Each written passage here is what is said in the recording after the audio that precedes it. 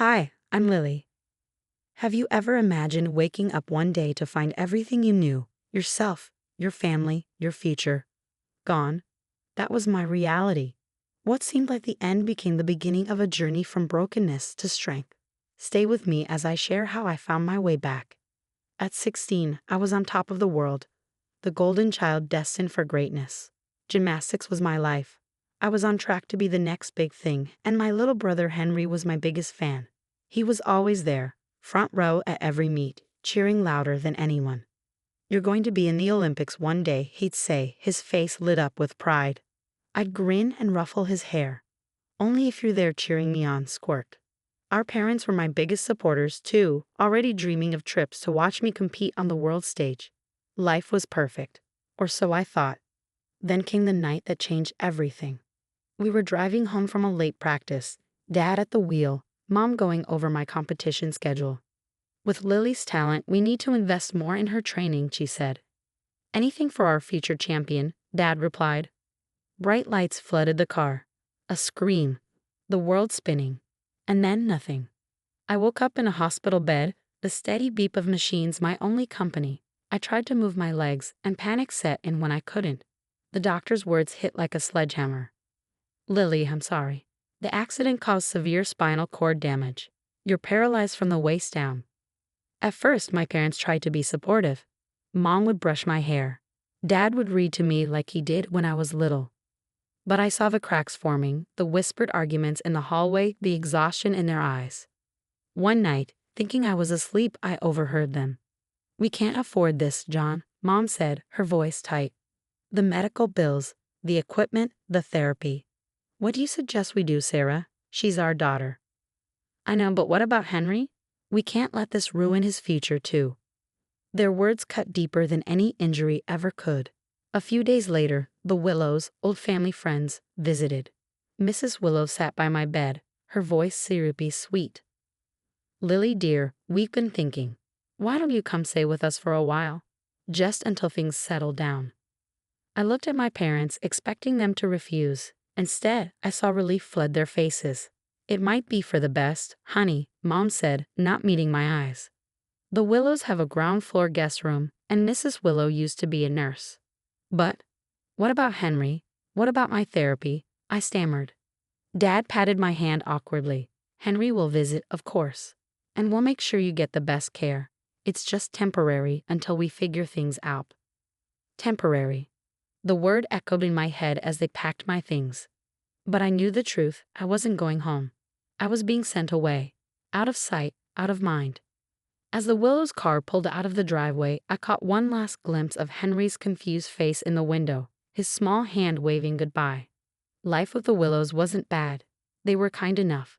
Mrs. Willow helped me with my exercises, though her smile never quite reached her eyes. Mr. Willow's jokes felt forced, his laughter hollow. I was a charity case, and we all knew it.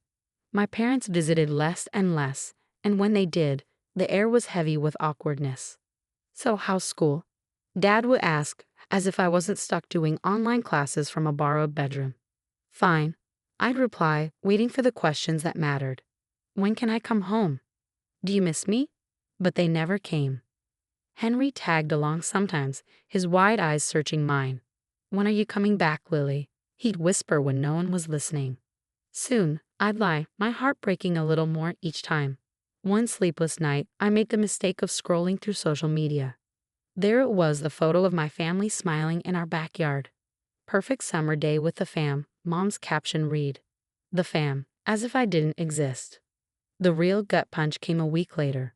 A video popped up of Henry, wobbling in a leotard as he attempted an awkward cartwheel.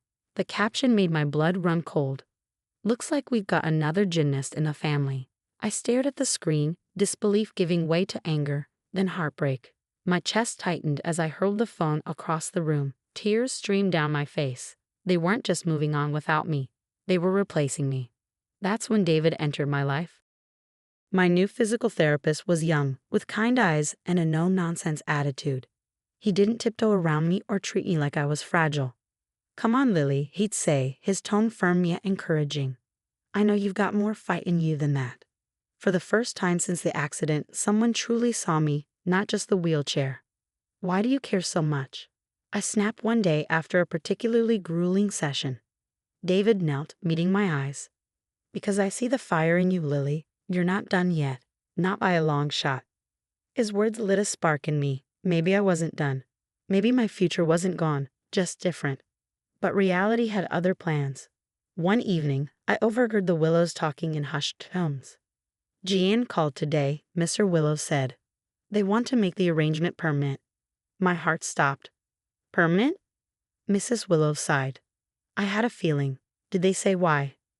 Something about Henry's future, private school, gymnastics training.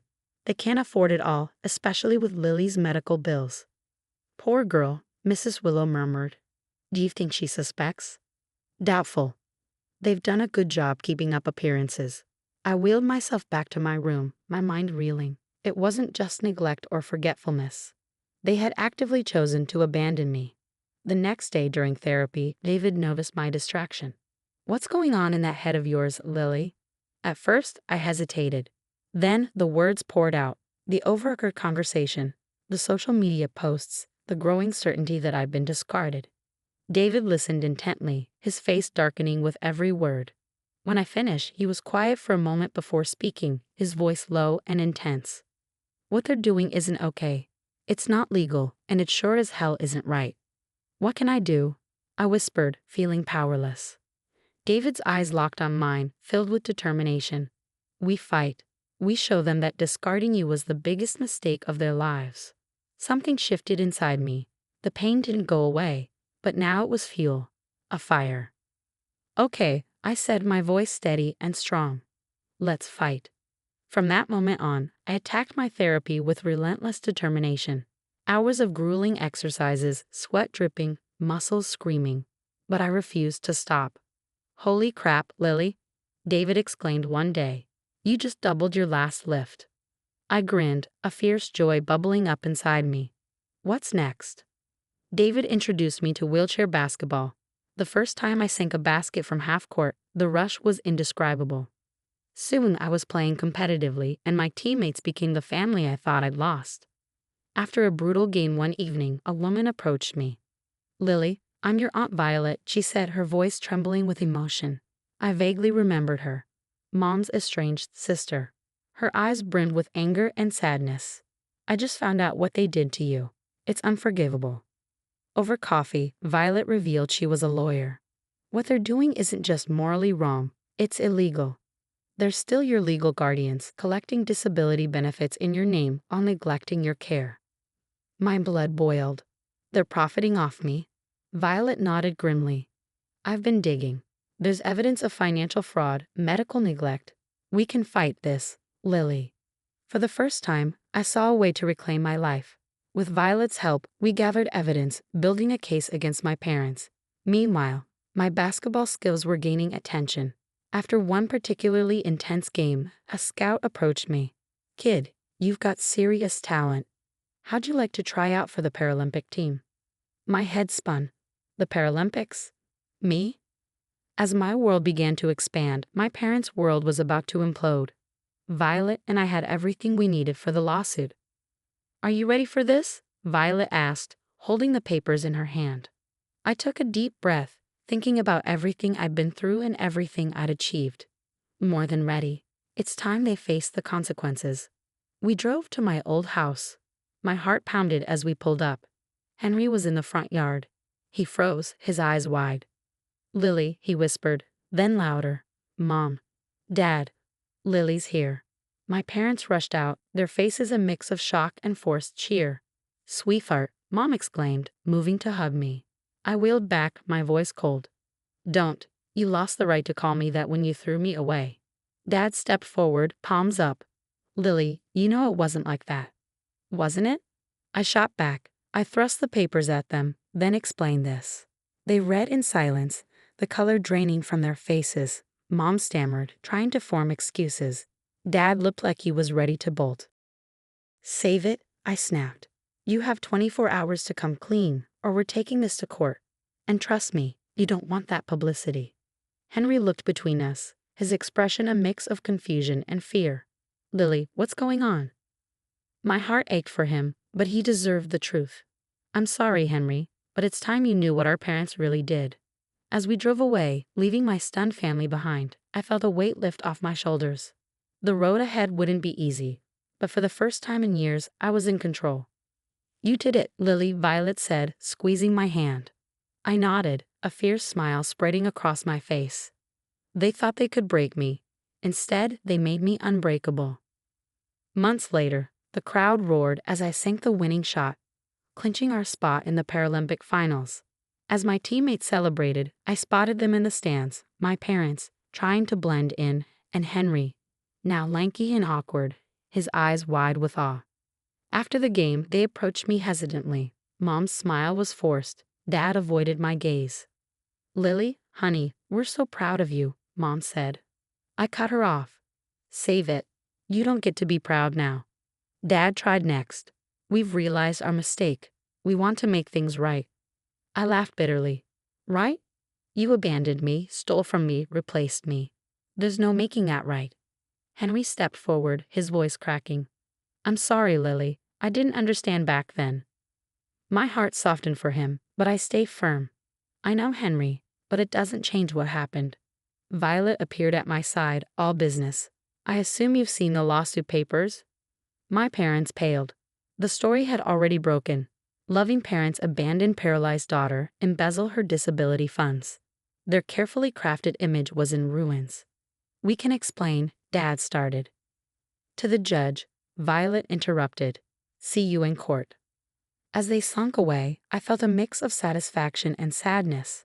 They'd chosen this path, not me. The trial was brutal, every lie exposed, every betrayal laid bare. In the end, justice was served. My parents faced hefty fines and community service. Their social standing was obliterated. But I didn't dwell on their downfall. I had a life to live. Months later, I stood on the podium, a gold medal around my neck. The national anthem played as I scanned the cheering crowd. I spotted the faces that mattered. Violet, beaming with pride.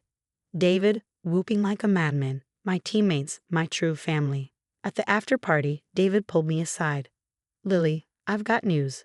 The national team wants you. You're going to the Paralympics. I was speechless. All the hard work, all the pain, it had led to this moment. As we celebrated, I noticed my biological family watching from across the room. They'd come probably hoping for forgiveness or a chance to bask in my success. But they were strangers now, a cautionary tale of what happens when you discard someone as if they're worthless. My journey isn't just my own. It's a conversation. If you were in my shoes, would you ever forgive a family that abandoned you? Or are some betrayals too deep for reconciliation? Let's talk.